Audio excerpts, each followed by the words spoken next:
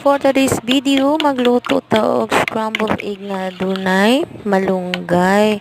So kitang mga nanay nga nay mga estudyante maglibog ta kung sa sudanon matag adlaw no. So mao gyud ang atong madali-dali kada buntag. Itlog, itlog, itlog. So nagpainit ta daan sa tuang frying pan.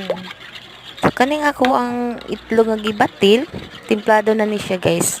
So ginisa mix lang gyud ang akong gamit sa una pa gyud hantod karon. So nakatimpla na siya guys. Tapos ang malunggay ako na pud siyang gihalo sa gimix na itlog. So karon nagpainit na ta og frying pan, butangan nato og gamay na mantika. Dili lang pud nato siya daghanon no kay lain pud maglutaw sa mantika. So igo lang gid siya nga makaluto no. So atong ilunod ang atong primero nga lutoon na scrambled egg with malunggay. So i-try na ninyo mga mami sa tahanan nga dunay mga estudyante. So ang uban wala pa kabalo nga pwede di ay na ang malunggay isagol sa scrambled egg. So pwede kaayo mga nanay, mga mamshis, pwede.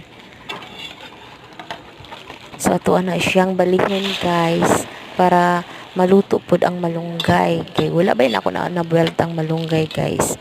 So dali raman kay na siya maluto pod hinuon. So ayan, mura pod siya og pancake no.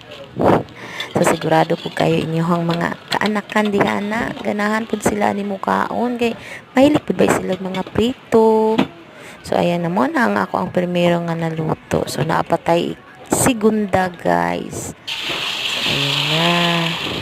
So, depende na sa inyong pila ka buok itlog ang inyong i-scramble. So, pulo dahil ni siya kabuok, guys. Baraton lang good na itlog. Good nga ka ng tag 5 good. So, pulo ni kabuok ako ang batil. Tapos, duha lang good kapalo na malunggay akong gisagol sa binatil na itlog. So, ayan na ako'y nahimo nga 3 ka pieces na scrambled egg. O, diba? Simple lang gid kaayo guys. Pinubri ba nga pagkaluto. Importante nga napoy sudan ang atong estudyante. So muna pinaka the best o pinakasayon nga lutoon matagbuntag sa ato ang pagmata. So thank you for watching sa akong video guys. Follow and share.